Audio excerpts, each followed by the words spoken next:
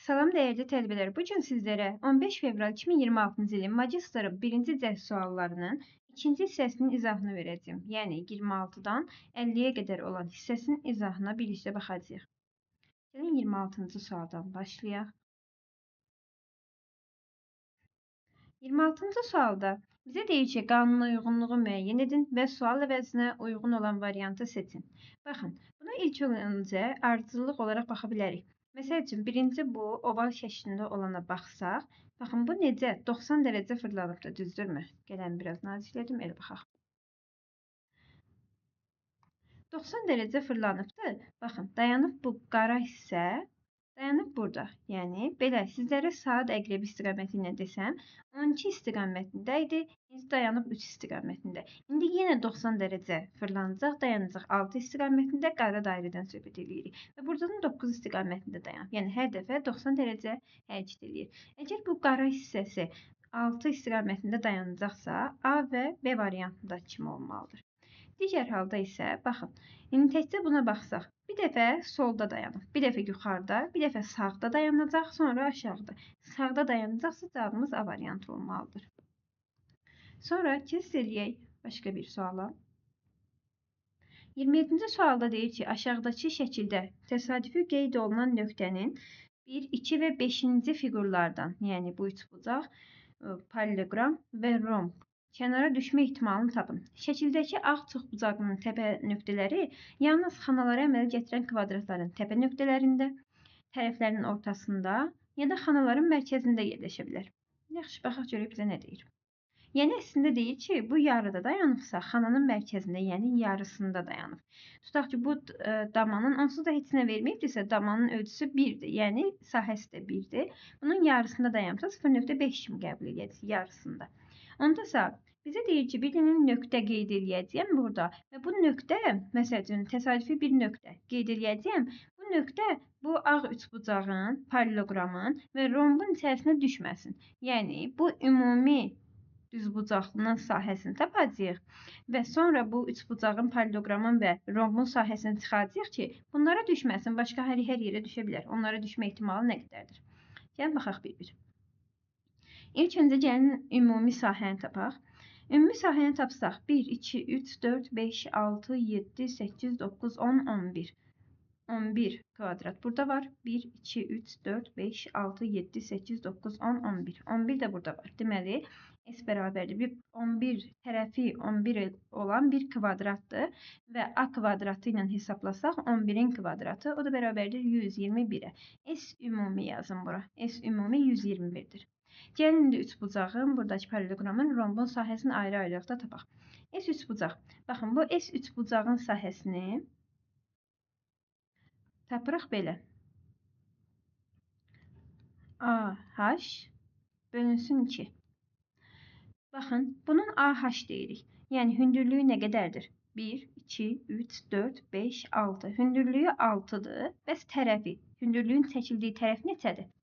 Hündürlüyü 6-dır. Yazaq buradan. 6 vurulsun. Görək tərəfi necədir? Baxın, tərəf 2-dir. Düzdürmü? Bura 2-dir. Bu bir tərəfin, bir damanın yarısı, bu da bir damanın yarısı. Yəni, bu ikisini birləşdirəndə onsuz da bir dama edir. Bu da 3-cü dama. Bax, bu 1, bu 2, bu ikisi də bir yerdə 3-cü dama. 3-cü damadırsa 3 götürürəm. Bərabərdir 18, 2-yə bölündə 9-a bərabər olur. Elə buradan yazaq 9. Bunun sahəsi 9-dur. Sonra, gəlirəm romba. Rombun sahə düsturu, S romb yazıram. Sahə düsturu belədir. D1 vurulsun. D2 bölünsün 2. Yəni, diagonallarının hasilinin yarısı. Diagonalları neçədir? Baxın, bunun diagonalı bir belədir. Bir də belədir. Aşağı. Birinci bunu sayaq. 1, 2, 3, 4, 5, 6, 7, 8, 9. D1-imizi 9 qəbul edirəm. Vurulsun. Görək D2-miz necədir? Baxın, buradan burada D2 olur. Baxın, ortadakı bir dənəsi tam olaraq var. Yenə bayaq dediyimiz kimi burada necə götürdük? Bunun yarısı ilə bunun yarısı. Yəni, bir damanın yarısı buradadır, yarısı da buradadır. Yəni, ikisi bir yerdə 1 eləyir. Bir də bu 2. Bölünsün 2. Yenə 2-lərim ixtisar getsin, qalsın burada 9. 9 da elə bu rombun sahəsidir. Qaldı bir dənə paralleloqram. Paralleloqramın əslində təxmini götürmək olur. Necə? Gəlin deyim necə. Baxın, bu 1. Tam damaları götürüm. 1, 2, 3, 4, 5, 6. Bax, bu tam damalarım. İndi baxın. Bunun mən bu hissəsini, baxın buradan bu hissəsini gözləyin, tam olaraq çəkim ki, sizə görəcəksiniz. Bu balaca hissəsini elə düşünün ki, gətirim, qoyuram bura. Tam olaraq örtüşür, düzdürmü? Baxın, bu hissəsini gətirib bura qoyanda, elə ki, bunun bu əksi hissəsi gəlib burada birləşibdir. Bu hissəsini bura qoyanda, bunlar da tamamlanır. Baxın, yəni belə bir dənə bu kvadratlar da tamamlanır. Nisbi nə idi burada? 1, 2, 3, 4, 5, 6. 6 da bu tərəfdə 12. Qaldı bir dənə yuxarı, bax bura. Bu da neçə deməkdir əslində? Baxın, bu ikisi kvadratlar, bir dənə kvadratın yarısının 1/4-idir. 1/4 ilə 1/4 eləyir 4/2, yəni kvadratın yarısı. Baxın, elə bir belə fikirləşin də. Mən bunun yuxarı hissəsini 2 yerə ayıranda, yarısı budur, yarısı da budur. Birləşdirirəm bura, burada tam bir dənə kvadrat alınır. Tam kvadrat. Burada 12 dənə idi. Tam kvadratda bir dənə də bu 13 dənə. Yəni sahəsi 13-dür. S parallelogram bərabərdir 13-ə. Gəlin, neyək? Bu ümumidən çıxaq bunları. Görək bizdə nə qədər hissə qalır ki, tapılmayan. 121-dən çıxıram. 9, 9, 18. 13 də bu neçə eləyir? 31. Bu eləyir 90. Yəni 121-də 31-i bu üçbucaq parallelogram və romba aiddir. Qalan yerdə qalan 90 dama isə 90 dama nəyə aiddir? Ümumi sahəyə, yəni bu nöqtə, dediyimiz nöqtə bu 90-dan birinə düşər. Yəni 121-də 90-da yerləşə bilər. Sonra 28-ci sualda deyir ki, hərf sırası pozulmuş 5 sözdən 4-ü müəyyən əlamət görə oxşardır. Hərflərin sırasını düzəldirək fərqli söz tapın. Baxın, bu spidometrdir. Spidometr. Bu ampermetr. Baxın bir dəfə. Yox, barometrdir. Barometr. Barometr. Bu M buradan düşməyib, burada olmalıdır. Bunun tərkibi.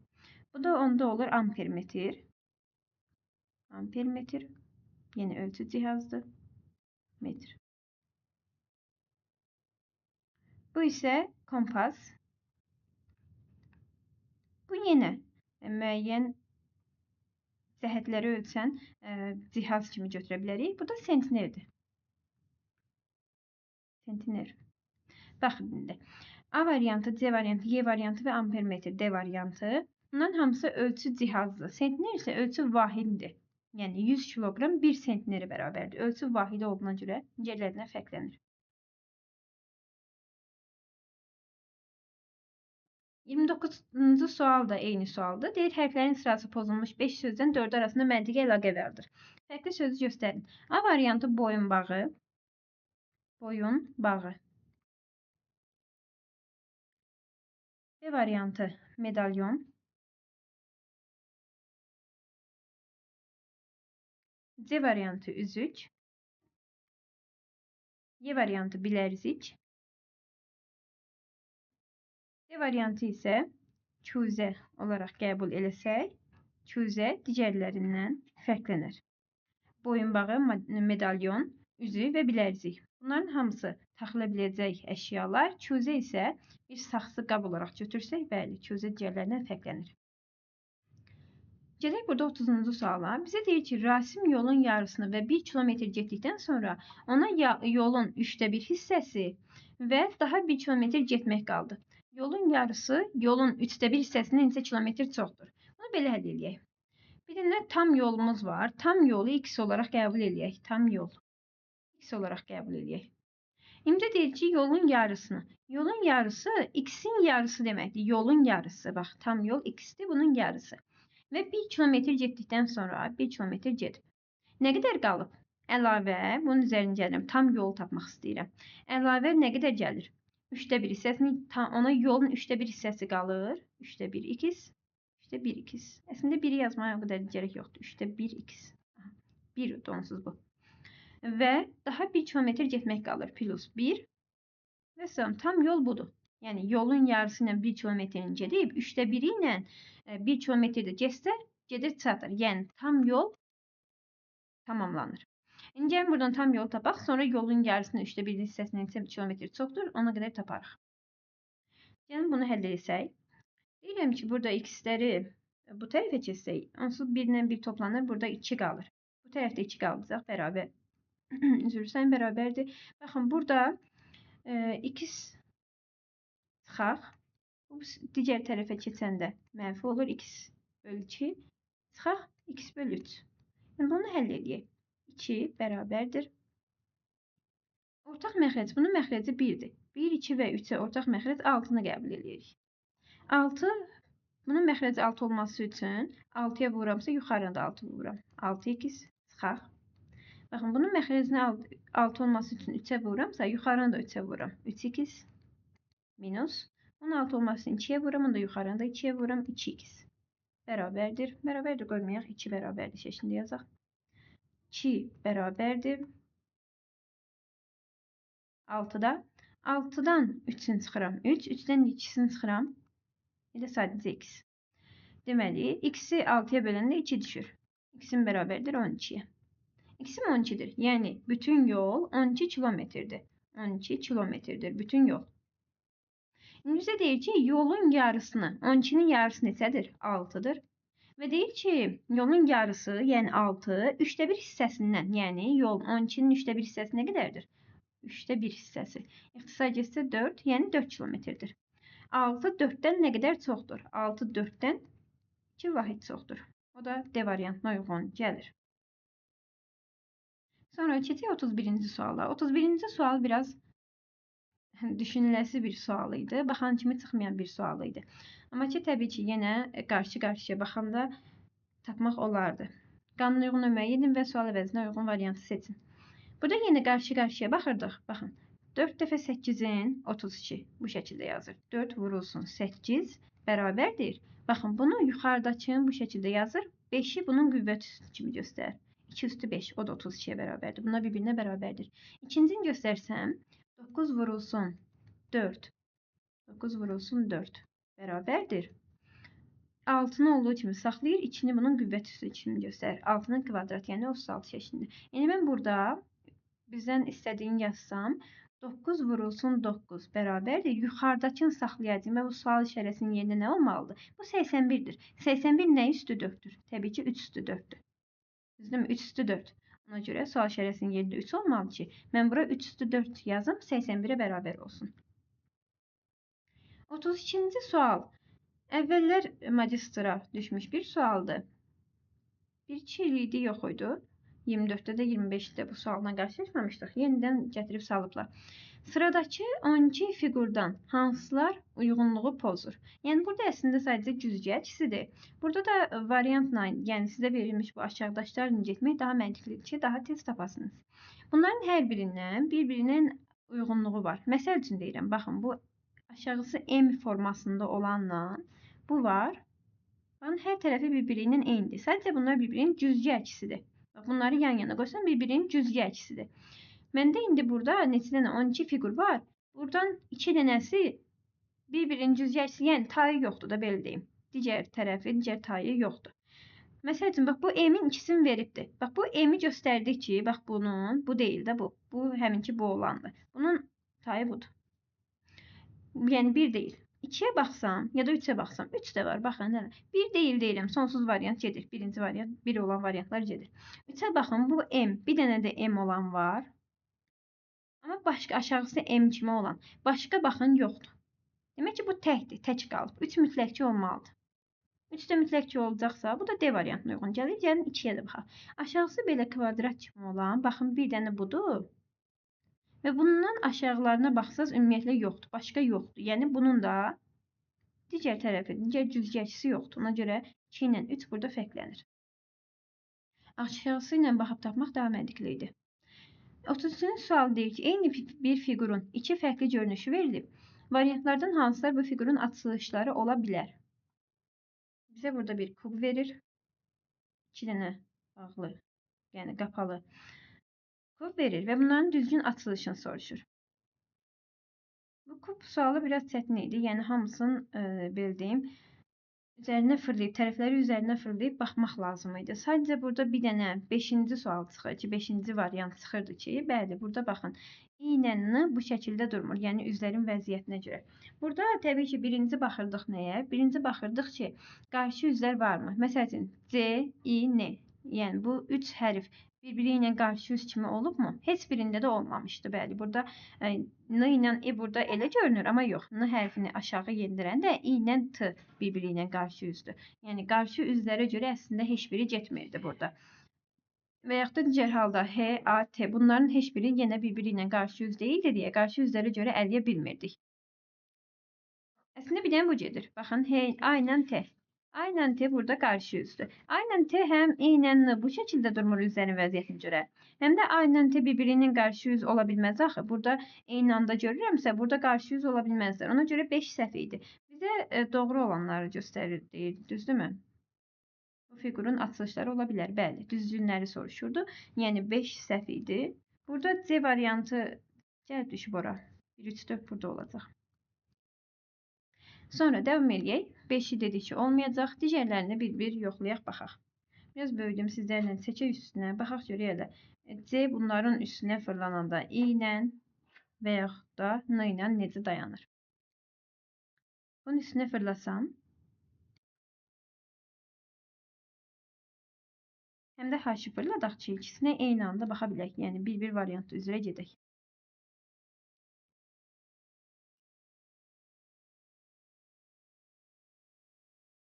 Birinci bunu fırladaq. Sonra digərlərini bir-bir fırladarıq. Baxın, deməli, burada C hərfini N-in üstünə fırlatsam bu necə dayanacaq? Baxın, dayanacaq belə. Bu tərəfdən tutub 90 dərəcə fırladıram. Dediyim kimi, bunu fırlatmağını yaxşı bilməyənlər varsa, sadə əqrəbi ilə gedə bilər. Burada 9 istiqamətində baxırsa, indi bu açıq hissəsi 12 istiqamətində baxmalıdır. Bir dəfə 3 istiqamətində baxmalıdır. Bir dəfə də 6 istiqamətində baxmalıdır. Bu 9, 12, 3, 6 hər dəfə nə edir? 90 dərəcə fırlanmış olur. H-ı da fırlatsam, bir dəfə düz duracaq və bu tərəfdə fırlatsam yenə düz dayanacaq. Bir dəfə yan dayanacaq. İndi gəlin buna tam olaraq yoxlayaq. Həm də baxaq bunun orientasiyasına. Məsələn, orientasiyasına baxan kimi əslində çıxır. Burada düzdür, N ilə I bu şəkildə dayanır. I-nin aşağısı N-yə tərəf baxır. C ilə I bu şəkildə dayanır, bəli. A ilə T-yə baxsam, A-nı mən bu tərəfə gətirə bilərəm ki, yenə eyni qayda dayanır. Baxın, buradan çəkin bir balaca A ilə T. A ilə T baxın, bəli. A-nın aşağısı T-nin yuxarısına baxır. Bu da yenə həmin qayda düzdür. Amma burada orientasiya səhvi var. Orientasiya səhvini sizə belə göstərim. Baxın, burada məsələn I-dən götürsəm, I, C və N. Burada isə I-dən sonra N, sonra C gəlir. Yəni orientasiyaya görə birinci variant səhvdir. Orientasiyaya görə birinci səhv olur. Yəni birincini də eləyə bilirik ki, bu variantda gedir. İndi görə 2 3-dür yoxsa 3-dən 4? 3-ün düz olduğunu burada tamamilə deyə bilərik ki, bəli, 3 doğrudur. 4-dür yoxsa 2-dir? Yəni 4-ə də baxaq, 2-yə də baxaq görək hansı düzdür, hansı səhvdir. Yəni 2-nin üzərinə fırlayaq. İlk öncə N hərfini aşağı yendirək ki, bizə maneçilik törətməsin. N hərfini aşağı yendirsəm, yəni C hərfinin yanına gətirirəm mən bunu. Bax, görək necə dayanacaq. N hərfini aşağı yendirsəm, baxın bu şəkildə dayanacaq. N hərfini yuxarıdan silək, bizə maneçilik törətməz.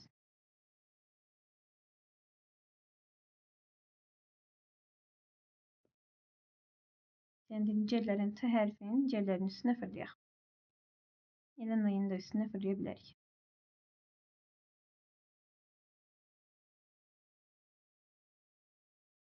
İ hərfini də fırlayaq ki, rahat hamısına bir dəfə baxaq. İndi baxaq. Deməli, baxın, T hərfini bu tərəfə fırlasam, bax, belə dayanır. İndi A-nın üstünə fırlasam, belə dayanır. Sonra T hərfini bu tərəfə fırlasam, belə dayanır. İndi bu tərəfə baxaq, I-ni fırlayaq. I-ni mən bir dəfə fırlasam bu tərəfə, baxın, belə dayanır. Baş nöqtəsi yuxarı, doğru. Bir dəfə də fırlasam, baxın, belə dayanır. Bir dəfə də fırlasam, belə aşağı baxacaq nöqtəsi. İndi gəlin bunlardan baxaq. En azından ilk olarak oryantasiyaya baxaq ki, görək oryantasiyada nəsə səhvlik var, yoxsa yox. Yoxsa müəyyən digər şeylərə də baxacağıq onsuz. Məsəl üçün, H-dən götürsəm, H, A, T. Burada da H, A, T. Tamamilə doğrudur. Yəni, sadə qərb istiqamətində götürürəm ikisini də H-dan götürürəm və doğrudur. Sonra buna da baxaq. I, C-ni. I, C-ni. Hə, bu tərəfə. I, C və N. Tamamilə doğrudur. Oryantasiyası 2-nin oryantasiyası doğrudur. 2-nin oryantasiyası doğrudur və indi özlərin bir-birinə vəziyyətinə baxaq. I ilə C bu şəkildə mi durur? Bəli, I ilə C baxın bu şəkildə dayanıb. C ilə N arxası dayanıb C-nin N-ya tərəf və I-nin də N ilə, bəli, N-nin aşağısına I-nin aşağısı dayanıb. Bu da doğrudur. İkinci variant doğrudur. Gəlin görək üçüncü də. Hə, 2-dir. İkinci doğrudur. Üçüncü niyə səhvdir? Gəlin üçüncüsünə baxaq. Üçüncünü də fırlayım. Onun üstünə bax görək niyə səhvdir.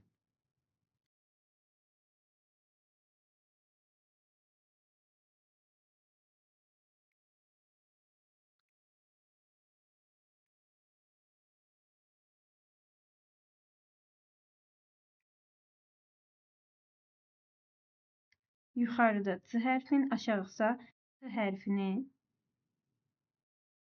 digər üzlərin üzərinə fırlayacağıq. Fırlayaq. Bax, görək burada necə olacaq. Baxın, C hərfini bir dəfə fırlasam, dediyim kimi, yenə açıq hissəsi 9 istiqamətində, bir dəfə 12 istiqamətində, bir dəfə də 3 istiqamətində dayanacaq. C hərfini fırlasam, bax, bu yuxarı hissəsi 12-dədir, bir dəfə baxacaq. Bu tərəfə fırlayıram deyə fikirləşin, bu tərəfini tutub aparsınız. Onda baxın, belə dayanacaq. Bir dəfə 6 istiqamətində dayanacaq. Bir dəfə də 3 istiqamətində dayanacaq. Seçə bilmədim. Bu şəkildə. Sonra, indi baxaq bunların üzlərin vəziyyətinə. Məsəl üçün, I ilə, elə bunun oryantasiyası səhvdir. Baxın elə. Burada oryantasiya I, C, N gəlir, düzdürmü? Burada I, N, C gəlir. Yəni, yerləri fərqlidir. I, C, N olmalı idi. I, N, C gəlir. Buna görə dördüncünün oryantasiyası səhv olduğuna görə biz götürürük 2 ilə 3-ü. 2 ilə 3 də bizdə Y variantına uyğun gəlir. Sonra 34-cü sual. 34-cü sualda bizə deyir ki, alimlər müxtəlif heyvanların uzun ömürlüyü ilə bağlı tədqiqat aparmışlar. Onların gəldiyi nəticələrə görə inək atdan daha az. Baxın, hamısını bir-birini yazırıq. Bu sualları dedik ki, necə yazacağıq? Daha çox böyükdür, kiçikdir ilə yazsaq bizim daha çox köməklik eləyər. Baxın, inək atdan daha az. İnək azdır atdan. At. Sonra deyir ki, qartal aydan daha çox. Bunu da aşağıdan yazım hələ ki. Qartal ayıdan daha çox. Qartal böyükdür ayıdan. Ayı qartaldan daha azdır. Tutuquşu qartaldan daha çox. Tutuquşu qartaldan çoxdur. Qartaldan çoxdur tutuquşu. Yanına yazırım elə tutuquşu. Sonra nə deyir? Daha çox. İt inəkdən daha az. İt inəkdən az. İt inəkdən azdır. Sonra ayı atdan daha çox. Ayı atdan daha çox. Ayı atdan daha çox. Fikir verin, elə ayı bunu mən eynən gətirib yuxarı qoya bilərəm. Bitdimi? Bir də baxaq. Ayı atdan daha çox yaşayır. Tamam, bitibdi onda. Mən bunu necədir? Gətirib bura qoyacağım. Ayı, baxın, burada sondadır. Bundan ayıdan sonra gəlir qartal. Qartaldan sonra da tutuquşu. Aşağıdaşlar silim artıq. Buna ehtiyacım yoxdur. Daşıdım yuxarı bunları. Sonra, indi mənə deyir ki, tədqiqatda əsasən bu heyvanlardan ən çox, yəni M hərfi ilə göstərəcəyi, ən az, yəni N hərfi ilə göstərəcəyi yaşayanı müəyyən edin. Ən çox hansıdır? Baxın, bu azdan çoxa doğru gedir. Ən çox yaşayan tutuquşudur, yəni M-dır. Ən az isə N-dir, yəni ən az burada itdir, bu da N. Yəni M tutuquşu, N it olmalıdır. Bu da D variantına uyğun gəlir. Asan bir məntiqi mühakimə məsələsi idi. Daha doğrusu mətni məntiqi təhlilinə daha uyğun gələrdi. Qanunluğunu müəyyən edin və sual əvəzinə uyğun variantı seçin. Burada ağ-qara prinsipidir. Yəni, baxın, birinci ilə ikincini toplayır, üçüncüsünə bərabər edir. Və burada bizə deyir ki, əslində ağ-qara prinsipidir. Çünki sadəcə demişik ki, belə fiqurlarda hamısı eynidir. Sadəcə ağlar, qaraların yeri dəyişirsə, birinci baxmalı olduğumuz şey ağ-qara prinsipidir. Məsəl üçün, ağla qaranı toplayanda nə olur? Baxın, ağla qaranı. Məsəl üçün, buranı götürün. Bax, bura qaradır. Bura ağdır. Alıb da ağ. Ağla qara toplananda ağ olur. Sonra, indi deyim, ağla ağı toplayanda nə olur? Bir də deyəcəyik, qara ilə qara toplayanda nə olur? Ağla ağı toplayanda nə olur? Məsəl üçün, bax, bura ağdır. Bura da ağdır. Olub da qara. Ağla ağı toplayanda qara olurmuş. Bir də ki, qara ilə qaranı toplayanda nə olur? Qara ilə qara elə bir şey götürüm, ikisi də qara olsun. Məsəl üçün, bura qaradır. Qaradır. Bu da ağ olubdur. Deməli, qara ilə qara ağ eləyir. İndi bunu test tapmaq istəyirsinizsə, bu üsuldan istifadə etməlisiniz ki, ağla qaranı toplayanda ağ olacaq, qara ilə qaranı toplayanda da ağ olacaq. Yəni, bu ikisi birdir. Bunu mən bundan tapmalıyam. Yəni, ağla ağı toplayanda qara olacaq. Başqa heç nə qara olmayacaq. Ağla ağı toplayım, qara olsun. Burada ağ hissə fikir versə, sadəcə baxın, buradır. Yəni, bu hissə ikisində də ağdır. Bu hissə olmalıdır qara. Bu hissə qara olmalıdırsa, ağla qara, bir də üzr sayın baxım, ağla qara, tamam, ağ olubdur. Burada yəni, Y variantına uyğun gəlir ki, baxın, belə deyək də, bir-bir. Amma bu hissəsi, bu qum saat kimi olan hissə, bir tərəfi qaradır, bir tərəfi ağ. Qara ilə ağ birləşəndə ağ olur. Yəni, baxın, burada ağdır. Bu, digər tərəfdə elədir. Burada qaradır, burada da qaradır. Qara ilə qara birləşəndə ağ olurdu. Qara ilə qara birləşəndə ağ olursa, burası da ağdır. İndi tamamən ortaya baxsaq, tamamən orta ağdır. Bu da ağdır. Ağla ağda birləşəndə olurdu qara. Baxın, qaradır. Deməli, burada Y variantına uyğun gəlir. Sonra baxaq başqa bir suala, 36-cı suala. Deyir ki, Anar, Kamal, Rasim, Samir, Elnur bir avtomobildə gedirlər. Onların müxtəlif peşə sahibidirlər. Tamam, bunun sizin üçün bir ağ vərəq açın, burada işləyək. Başlayın. Baxın, bizə burada deyir ki, Anar, Kamal, Rasim, Samir. Burada yazın. Anar, Kamal, Rasim, Kamal, Rasim, sonra Samir, Elnur. Samir və Elnur. Bir avtomobildə gedirlər. Onlar müxtəlif peşələrin sahibidirlər. Məsəl üçün, müəllim, sonra karateci, rəqqas, karateci və rəqqas, proqramçı və basketbolçu, proqramçı və basketbolçu. İndi baxın. Bunlar da özü də bir dənə avtomobildə gedirlər. Bir dənə avtomobil çəksək, belə fikirləşin. Qoyun bunu cədvəl şəklində qurum, sonra bir dənə də avtomobil. Belə avtomobil suallarında həm bir dənə belə cədvəl çəkin, həm də bir avtomobil kimi çəkin. Siz orada gözünüzün qarşısında olsun ki, sizə verilənləri kimin nə olduğunu, kimin nə olmadığını işarə edib test tapa biləsiniz.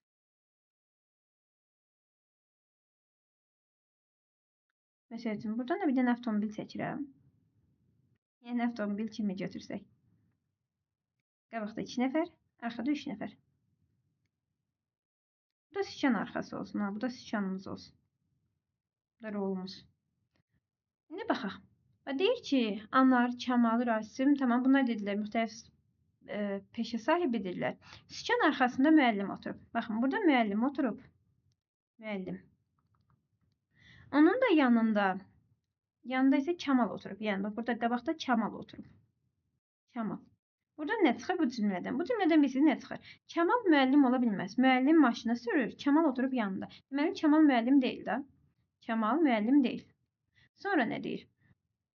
Samir arxada, Rasim ilə basketbolçunun arasında oturub. Samir arxada oturub, Samir. Kimdən kimin arasında? Rasim ilə basketbolçunun. Bir tərəfində Rasim oturub, bir tərəfində basketbolçu oturub. Yuxarıdan yazın, basketbol. İndi baxın, bu cümlədən məndə nələr verirsə, hamısını işləməliyəm. Baxın, müəllim önündə oturub. Rasim ilə Samir də arxada oturublar. Demək ki, Rasim ilə Samir müəllim ola bilməzlər.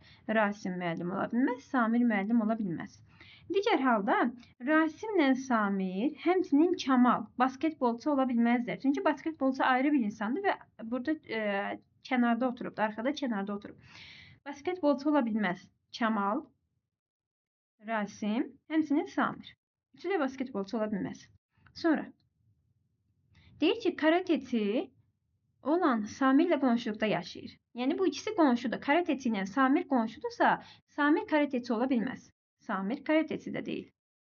Elnur basketbolçunu uşaqlıqdan tanıyır. Yəni Elnurla basketbolçu uşaqlıqdan bir-birlərini tanıyırlarsa, Elnurla basketbolçu ayrı-ayrı insanlardır. Yəni Elnur basketbolçu deyil. Elnur da basketbolçu deyil, Elnur. Və Samir əslində basketbolçuya qaldı Anar. Bir də baxaq nə qaldı, onu da yazaq, sonra işləyək. Samir və Çamal rəqs edə bilmirlər. Rəqqas deyirlər yəni. Çamal və Samir. Çamal və Samir. Aha. Karatesi kimdir? Vəssalam. Gəlin tapaq. Burada artıq hər şey bəllidir. Basketbolçu olan Anardır. Anara digər hamısına minus qoyuram. İndi müəllimə kim qaldı? Elnur. Elnura digər hamısına minus qoyuram. Samirə nə qalıb? Proqramçı. Sonra buna minus qoysam, Çamala qaldı karateti. Rasimə də qaldı nə? Rəqqas. Məndən karetetini soruşurdu. Karetetim də olur Çamal. Yəni C variantı. Sonra 37-yə baxaq. 37-də deyir ki, 37-ci sualı qırmızı və sarı rəngli karandaşlar. Bu karandaşlar çox uzun bir sualdır. Burada vaxtımız çox getməsin deyə bu sualı ayrıca izah edib sizlər üçün yerləşdirəcəyim ki, izahını görəsiniz. Deyir ki, verilən hissələrin 38-ci sual keçir. Verilən hissələrin fiçlə birləşdirilməsindən alınan fiquru seçin. Burada fiqurların birləşdirilməsi sualıdır. Görək bizə verilən hissələri necə yerləşdirərik? Bu A variantına uyğun gəlirdi. A variantının üzərində mən bunu 5 bucaqlı üzərində yerləşdirim ki, siz tam olaraq görəsiniz. Məsəl üçün, bu balaca hissəni yerləşdirdik bura. Bu balaca hissəni yerləşdirdik bura. Bu uzun hissəni də elə bunun eyni 3 bucaq kimi yerləşdirəcəyik bura. Bu şəkildə. İndi baxın, bu sizə bu həminki fiqurdur. Belə nömrəsi əslində tam olaraq görərsiniz. Və bu 1, bunu da 1 qəbul edirik. Bu 1-dir. Birdən başqa heç yoxşadır. Bu 2 qəbul edilsin, bu da 2-dir. Bu 3 qəbul edilsin. Təbii ki, biraz ölçüləri dəyişə bilər. Ölçülərini səhv qoymuş ola bilər. Amma təxmini götürəndə bəli, bu da 4, bu da 4-cü olaraq A variantına uyğun idi. Sonra 39-da deyir ki, məntiqi mühakimə məsələsidir. Sinoptiklərin söylədiyi kimi, ötən gecə qar yağdı cümləsində verilən fikrəsi aşağıdakıların hansı mütləq şəkildə doğrudur? Sinoptiklərin söylədiyi kimi, ötən gecə qar yağdı. Sinoptiklər həmişə düz proqnoz verirlər. Yəni söylədiyi kimi düz, bu dəfə düz çıxıb, amma ki hər dəfə təbii ki düz çıxa bilməz. Bunun mütləq şəkildə həmişə düz proqnoz verir. Biz bunu bu cümləyə əsasən götürə bilmərik. Səhər açılanda hər yer ağappaq idi. Ötən gecə qar yağdı, bəlkə az yağıbdı. Yəni yağıb səhərdə duranda elə məsəl üçün də oradan yağıb oradan əriyib, elə fikirləşində. Yəni hər yer ağappaq idi. Bu təbii ki doğru bir şey deyil. Sonra, qarın yağması gözlənilən idi. Bəli, elə bil ki, bu cümləni deyən sinoptiklərin söylədiyi kimi, yəni sinoptiklər demişdi, gözləyirdi ki, qar yağacaq. Yəni, qar yağması gözləniləndir. Sinoptiklərin demişdilər bunu. Cavabım C variantıdır. Qarın yağmasını heç kim gözləmirdi? Yox. Burada onsuz deyir ki, sinoptiklərin söylediği kimi ötən gecə qar yağdı. Yəni, gözləyirdilər ki, qar yağacaq. Yəni, deyilən də bir-birinin tam əksidir. Sinoptiklər qışın artıq özünü göstərməyə başladığını söyləmişlər. Sinoptiklər belə bir şey deməmişdi. Burada biraz 40-42 sayılı suallar, bunları nəzərdə tuturuq. Baxaq bu suallara. Deyir ki, 7 ölkəni Azərbaycan, Gürcüstan, Fransa, İtaliya, Almaniya, Rusiya, Türkiyə təmsil edən 8 dənə idmançımız var. A, B, C, D, F, C. Bunlar aşağıdakılar məlumdur. Bunlar haqqında aşağıdakılar məlumdur. Bunları ilə biz yanından açıq olan hissəmizdən cədvəl şəklində çəkək, sonra da işləyək. Belə çəkək. Biz 4 hissəli bir dənə cədvəl quraq burada. Bir tərəfinə ölçə, hansı ölçədəndir, onları yazaq. Digər hissəyə onların təvəllüdlərin, digər hissəyə çəkilərin, birinə isə adların, yəni A, B, C, D hansılar olduqlarını yazaq, qeyd edək. Neçə nəfər idilər? Burada 8, amma 7 ölkə var. Bəzilərinə 2 sayda olacaq. Bunu tam şəkildə çəkmədim. 7 ölkədirlərsə, bu 1. Bu 2. Bu 3. Bu 4. Bu 5. Bu 6. Bu 7. Bir de 7 ölçü. Tamam, aşağıda qalsın. İndi seçək. Yazaq. Baxın, 7 ölçü. Buraya yazıram ölçələr. Ölçə.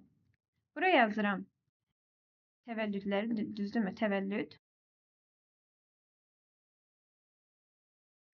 Buraya yazıram seçi və idmançılar.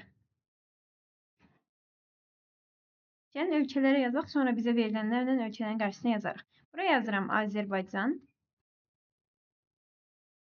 Digər yerə Gürcüstan.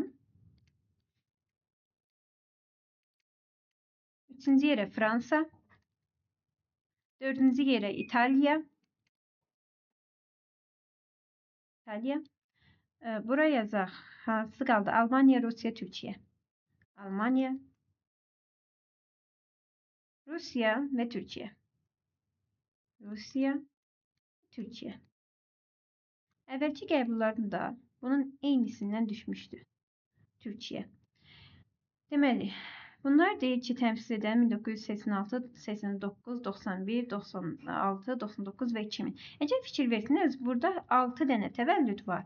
Burada isə 8 dənə idmançı var. Əslində biz buradan bilirik ki, 2 dənə təvəllüd bizim 2 dənə, yəni 2 dənə təvəllüd 2 dənəsi eyni düşəcək. Məsələn, 2 dənə fərqli idmançıya eyni təvəllüdü verə bilərik. Həmçinin 6 dənə də çəki var.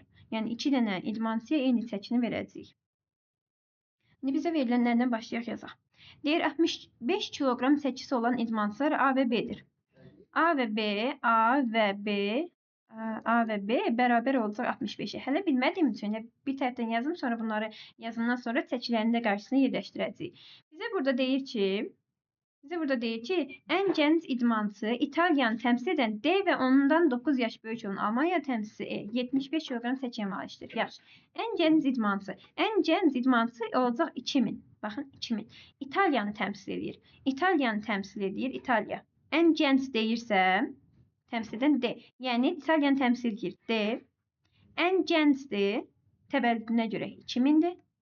Və deyir ki, həm bu, həm də ondan 9 yaş böyük olan D Almanya təmsilçisi 75 kiloqramdır. Yəni çəkisi də 75-dir.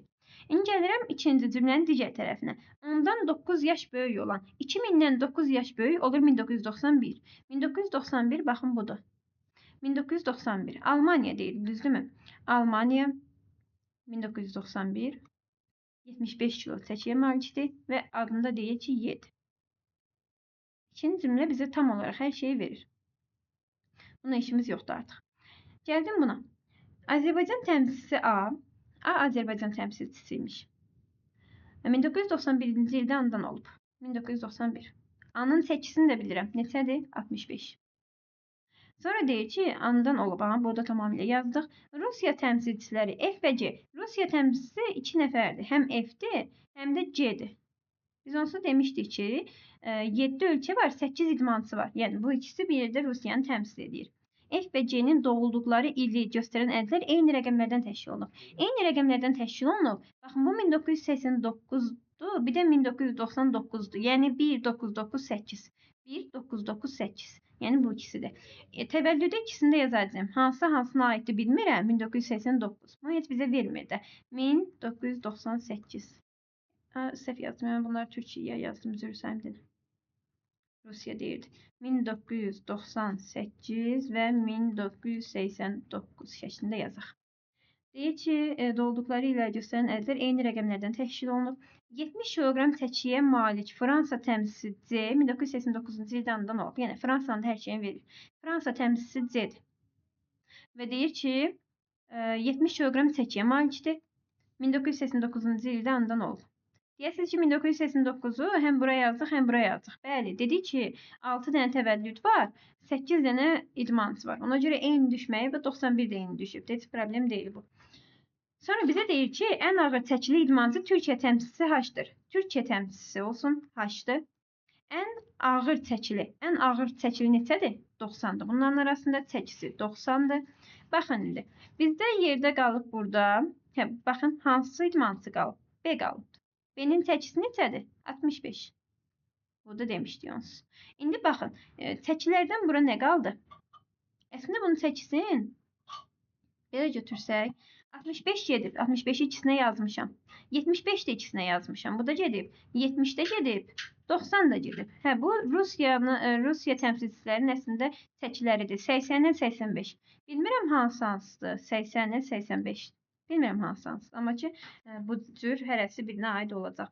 Gürcüstan təmsil edən təvəllüdünü bilirəm. Gürcüstan, bax gör elə. Təvəllüdlərdən hansılar gedib? Bax 2007. 98 2 yerə yazmamışam. Yəni bir dəqiqə 89-u 2 dəfə yazmışamsa, artıq 89 tamamilə gedib. 91-i də 2 yerə yazmışamsa, 91 də gedibdir. 96 ilə 86 qalır da, 98-də də bir dənə yazmışam. Kifayət eləyər. 86 ilə 96 qalır. Bilmirəm hansı 86-dır, hansı 96-dır. Gəlim suallara. Onsuz bizə mütləq doğrudur deyirsə, bilirik ki, hamısını tapa bilməyəcəyik. Baxın, 40-cı sualda deyir ki, Gürcüstan təmsilçisi Gürcüstan təmsilçisi başlayın. Gürcüstan təmsilçisi Rusiya təmsilçisindən ağır seçildir. Gürcüstan təmsilçisi 65-dir. Rusiya təmsilçisindən 85 və 80-dən ağırdır. Xeyr, hansını götürsəm ağır deyil ki. Bu daha az seçilidir. 80-dən də azdır, 85-dən də azdır. Yəni bu mütləq şəkildə səhvdir. F-in çəkisi G-dən azdır. F-in çəkisi G-dən azdır, bilmirəm. Biri 80-dir, biri 85. Amma hansına aiddir, mən bunu yenə bilmirəm. 1996-cı il təvəllüdlü idmançı C-dən ağır seçildi. 1996-nı bilmirəm. Yəni 1996-nı tapa bilmədik. Ya Gürcüstan idi, ya da Türkiyə. 96 ilə 86-nı tapa bilməmişik. Ya Türkiyədir, ya da Gürcüstandır. Və kimdən deyir? C-dən ağırdır. Aha, C-dən ağırdır. C-in 70-dir. Əgər məsələn 96 Gürcüstan olsa ağır deyil, daha az seçilidir. Türkiyə olsa bəli ağırdır. Yəni bu hansı Türkiyə olsa doğrudur. Gürcüstan olsa doğru deyil. Yəni ola da bilər, olmaya da bilər. Mütləq şəkildə doğru deyil. BH-dan 10 yaş böyükdür.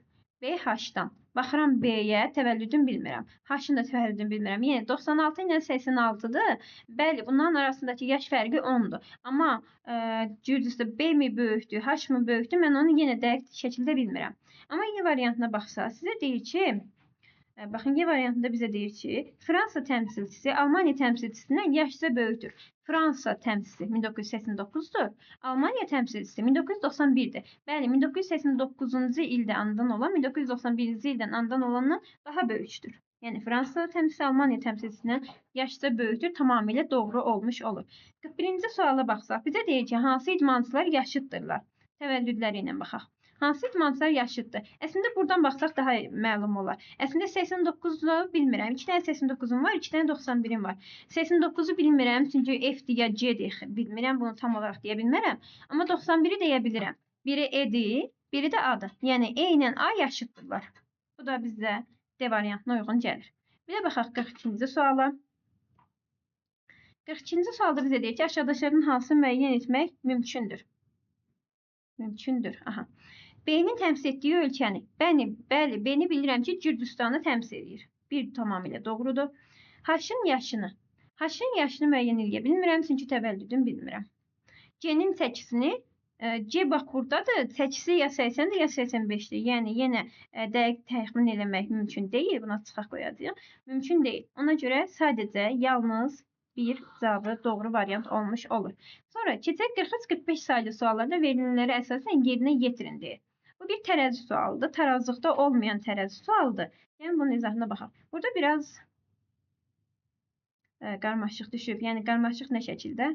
Mürəkkəbin biraz tam olaraq düşməyib. Amma ki, yenə də bəlli eləmək olar ki, bu tam qara kvadratdır. Bunun içi bozdur. Yəni burada bunlar dairələr fərqlidir. Bunun içi qaradır, bu boz bir dairədir. İndi deyir 9 fərqli fiqurun hərəsinin çəkisi 1-dən 9-a qədər olan natural ədədlərdən birinə, hərəsi fərqli bir ədədə uyğundur. Bunları bir tərəfdən sıralasa, sizlər daha asan bunu tapa bilərsiniz. 1, 2, 3, 4, 5, 6, 7, 8 və 9.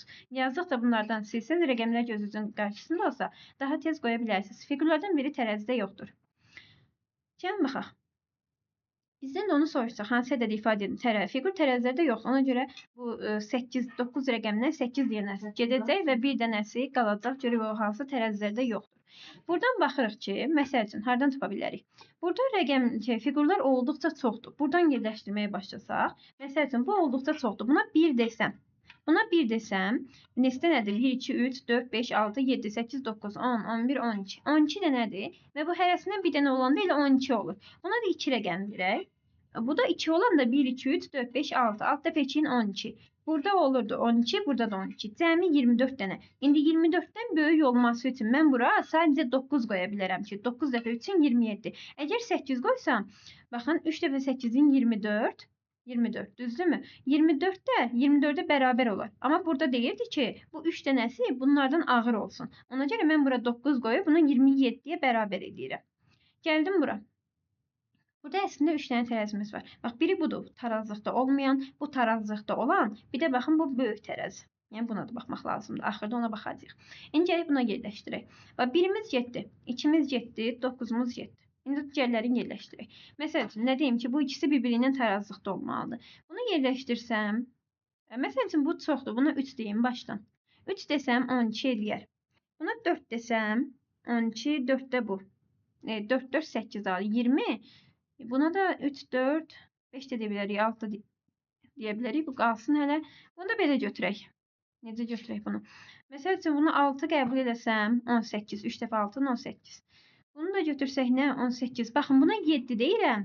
18, 7 də bu 25. Buna isə 5 deyirəm. Bu 4 dənə 3, 12, 2 dənə 4, 8, 12 ilə 8, 20. Buna da 5 qoyuram ki, olsun 25. Baxın, ikisi də bir-birinə bərabər oldu. Bu da 25 oldu, bu da 25 oldu. Yəni, ümumi bir dəfə tərəziyə baxaq. Ki, düzdür, ondan sonra rəqəmlərimi də götürüm. Baxın, burada 27 ilə 24 eləyir 51, bu eləyir 50. Bəli, bax, bu tərəf, buraya eləyir elə 51, buraya eləyir 50. Bəli, 51 50-dən ağırdır. Onda bax, görək, bax, 3 getdi, 4 getdi, 5 getdi, 6 getdi, 7 getdi, 8. Hansı ədədi ifadə edən fiqur tərəzilərdə yoxdur? 8. Bu ağ dairənin fiquru hansı ədədi ifadə edir? 9. Sonra, bir də altdakı 45-ci suala baxaq. Biraz balacalaşdırım ki, tərəzi ilə yerdə görək. Bir balaca da. Hansı halda şəkildəki tərəzilərdən vəziyyəti dəyişməyəcək? Bir də bunların, belə deyim, mən sizə ümumiyyətlə, baxın, bu balacalardan başlayaq. Çünki bunların yerini dəyişmək, 4 dənəsinin yerini dəyişdirirsiniz. Təbii ki, burada vaxt qazanmaq üçün ilk öncə balacalardan başlayın ki, cavabınız onlardırsa tez tapa biləsiniz. Məsəl üçün, B variantına baxaq. Deyir ki, qara dairənin, qara fiqurlardan, bu qara dairə fiqurlarından 2-2 vermişik. Fiqurlarından 3-ünü bir dənə üçbucaqla əvəz elədikdə, ağ üçbucaqla əvəz elədikdə, baxın. İndi mən bunu böldüm, sizin onun üstündə göstəreyim. Bunun 3 dənəsin. Yəni 2, 2, 2, 6. 6 dənəsini qoysam bura, bu olur 6. Bunun 5-ini gətirəm, bir dənəsini gətirəm bura. 6 ilə 5 ilə bir yer dəyişdirir. Bura 6 olur, bura bir dənə 5 qoyursunuz. Bax, bura 6 qoysam 26 olur. Burada 25-dir. Axı, düzgün alınmır. 26 ilə 25 tarazlıqda olmur. Yəni, B variantı səhvdir. İndi C variantına baxaq. C variantında deyir ki, qara dairə fiqurlarından ikisini bir dənə bu ağ kvadratla əvəz etdikdə. Bax, görək, qara dairənin birini ağ kvadratla, qara dairənin birini, bir dəqiqə gözləyin, qara dairənin ikisini bağışlayın. Qara dairənin ikisini bir dənə bundan əvəz elədikdə. Həqiqətən də bu doğru olur. Çünki qara dairə 2-dir onsuz. 2 dənəsini götürəndə olur 4. Burada onsuz 4-dür da. Bunun birini gətirirəm bura, 4-ü bura gətirirəm. Bunun da ikisini götürüb aparım, qoyurum bura. Yenə heç nə dəyişmir. Bu da 4-dür. Elə ki, bax, bu ikisini götürəndə bu ikisi 4-dür. Bunu da bir dənəsini götürəndə bu da 4-dür da onsuz. 4 ilə 4-ün yerini dəyişdirirəm. Nə dəyişə bilər ki məndə? Heç nə. Ona görə cavabımız elə C variantına uyğun idi. Sonra keçid edək başqa bir suala. 46-cı sualımız. 46-cı sualımız Kakuro sualıdır. Yazılacaq ədədlər bir rəqəmli olmalı, sətir və sütun üzrə təkrarlanmamalı və onların arasında 0 olmamalıdır deyir bizə. Hərflərin yerləşdiyi xanlara yazılacaq ədədləri taparaq sual şərəsinin yerinə uyğun olanı müəyyən edin deyir. Baxaq burada Kakuromuza, böldüm, yerləşdirək. Asan olandan başlayın. Məsəl üçün deyirəm, bax burada 16. 16-ya mən 2 rəqəmlə necə düzəldə bilərəm ki? Təbii ki, 9 və 7 ilə. Bizə deyir ki, təkrarlanmalı olmamalıdır. Yəni, mən 8 ilə 8 qoya bilmərəm, təkrarlanma olur. 9 ilə 7. Baxın, 9-u bura qoysam, 7-ni bura qoysam. Əslində bunun tərsinə də qoya bilərik. Baxın, tərsinə qoysaq səhv alınır. 7 qoysam bura 6 lazımdır. 6 olanda bu 7-nin 6-sı var. 2 dənə 1-dən mənə 1 lazımdır. 1 ilə 0 qoysam 0 deyir olmayacaq. Ona görə bura 9 yazırıq, bura 7 yazırıq. 9 vardısa 13-ü düzəltmək üçün qalır geridə 4-ümüz. İndi 4-ün 7-ni düzəltmək üçün 4 var, 3 çatışmır. Onu da 2 və 1 ilə düzəldəcəm. 2 və 1 ilə düzəldirəm, bu hələ ki qalsın. Yəni 2 və 1-im çatışmır. Sonra məsəl üçün başqa bir yerdən götürsək. Bax bu 4. 4-ün altına mən nə yaza bilərəm? 4-ü necə düzəldə bilərəm? 1 və 3 ilə. 3-ü birbaşa bura yazsam, bura 0 düşər. 0 ola bilməz. Ona görə 3-ü bura yazıram, 1-i bura yazıram. 1-i yazdıqdan sonra 2 qalır bura. 6-nın ikisini qoydum. Qaldı 4-ü. 4-ü necə düzəldəcəydim? 1 və 3 ilə.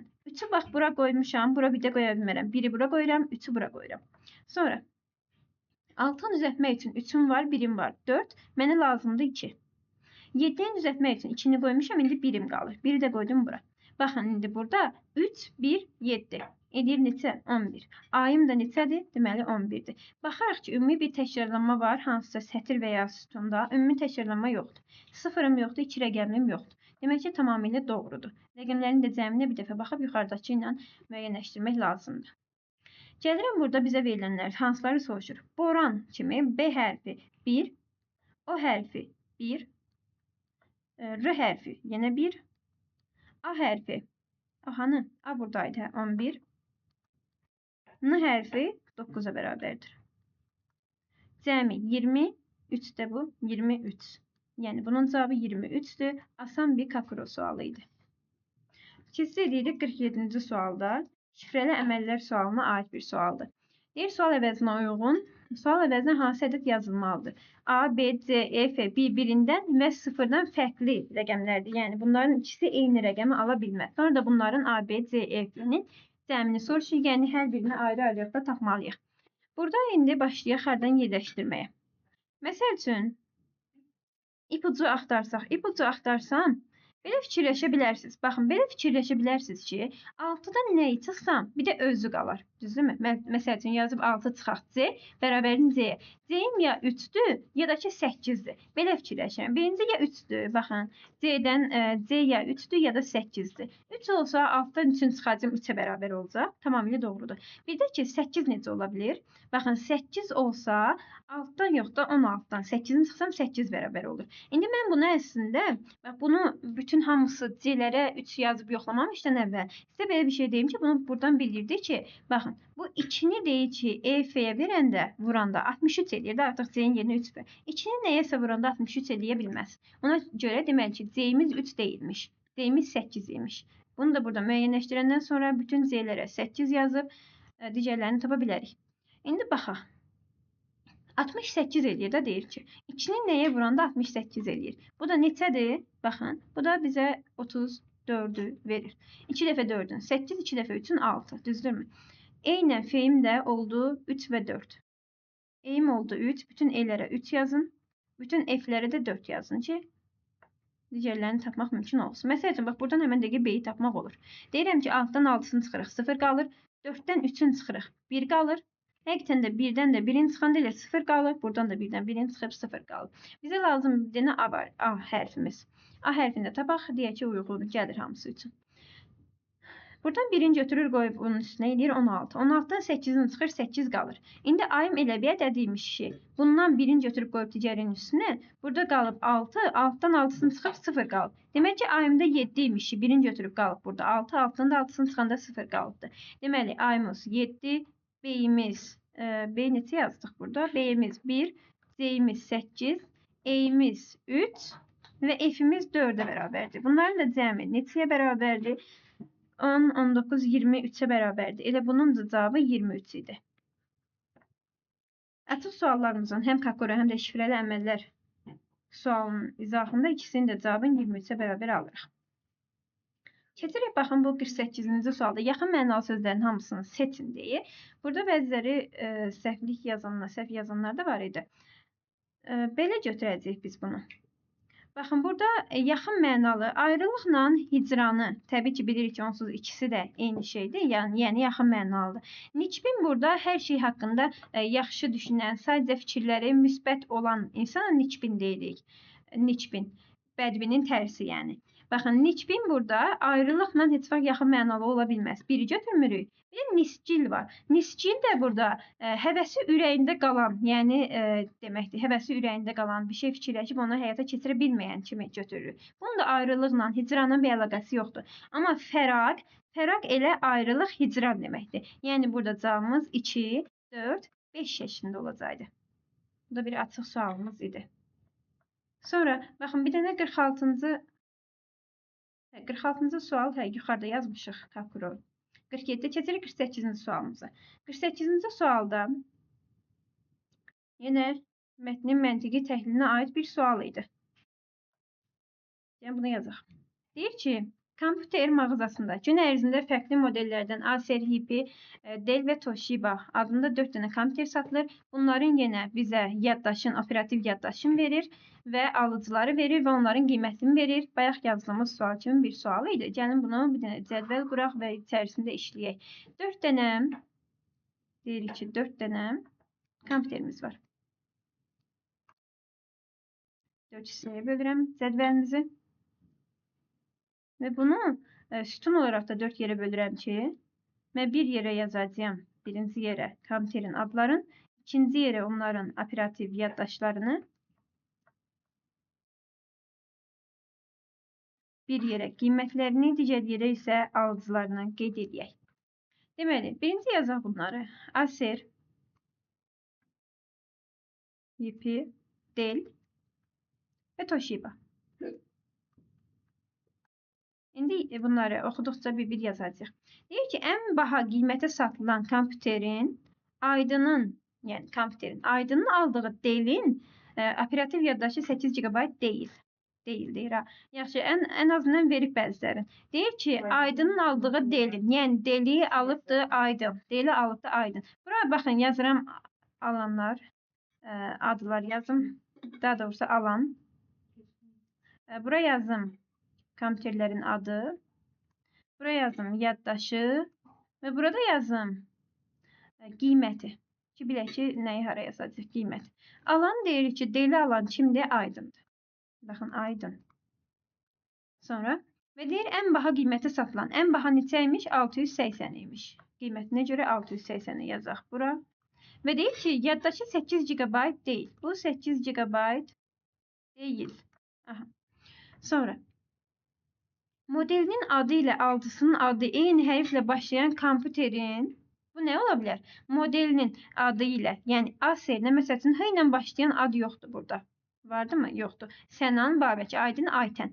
A ilə başlayan bir də Acer'imiz var. Aydınla Aytən idi. A ilə başlayan. Acer də A ilə başlayır. Amma Aydını yazdıqda artıq Aydın dedik ki, Dell alıbdı. Ona görə Aytəndir. Alan Aytən.